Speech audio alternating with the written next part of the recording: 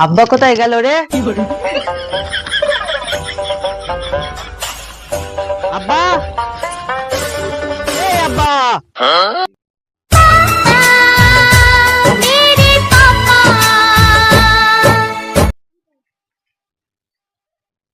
আমি তো বড় হয়ে গেছি, আমাকে বিয়ে দিবি নি? বলেন কি? এই আমার ছেলে, ছেলে তো নয় যেন গোটা বাস। ঠিক আছে বাপ, তোকে বিয়ে দেওয়া হবে। আমি কাল ঘটকের সাথে কথা বলবো। বলছি আব্বা, একটা কথা বলবো। ঠিক আছে বল। বলছি কথাটা আজকে বললে ভালো হয় না? বলেন কি?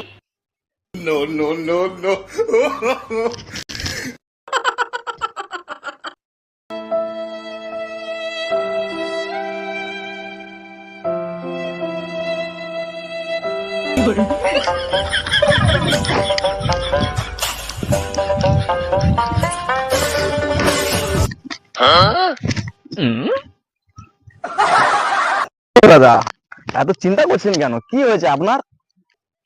আর বলবেন না দাদা, আমার ছেলের জন্য একটা মেয়ে লাগবে। কি জন্য? ধুর মশাই, আমার ছেলের বিয়ের জন্য। ও, বিয়ের জন্য? আগে বলবেন তো। মেয়ে তো আমি তোমাকে দেবো, আমি তো ঘটক। বলেন কি? তা তোমার ছেলের নাম কি? ও, আমার ছেলের নাম ফুটো।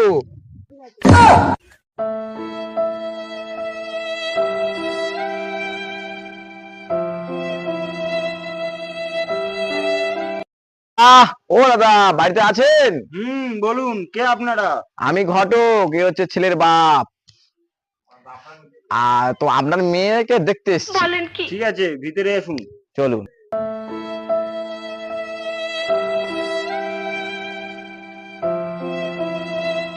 বসুন।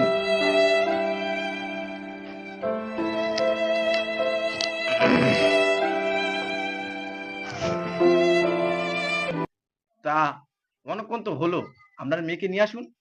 ঠিক আছে। কোচি, তো দিদিকে নিয়ে আসার ব্যবস্থা করতো।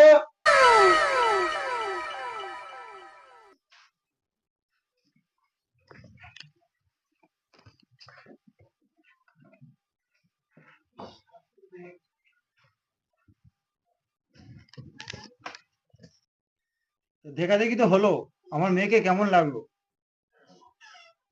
তো তুমি একটু দাঁড়াও তো। বলেন কি?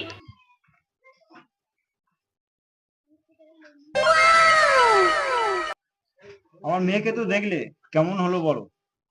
মেয়ের সবকিছু ঠিক আছে, কিন্তু কিন্তু কি? ফুটো ছোট।